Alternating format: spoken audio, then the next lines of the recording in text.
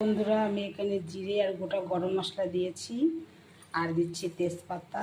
তোমাদেরকে আজকে সাধারণত ডিমের ঝোল রান্না করছি, তাই ভাবলাম তোমাদের কাছে একটু শেয়ার করি।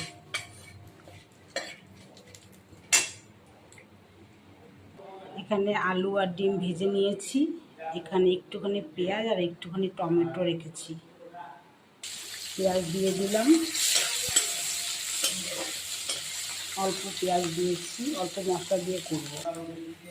এবার দিয়ে দিচ্ছি জিরে, আদা, রসুন, লঙ্কা বাটা। এখন টমেটো কুচিটা দিয়ে দেব, কষাবো। আরও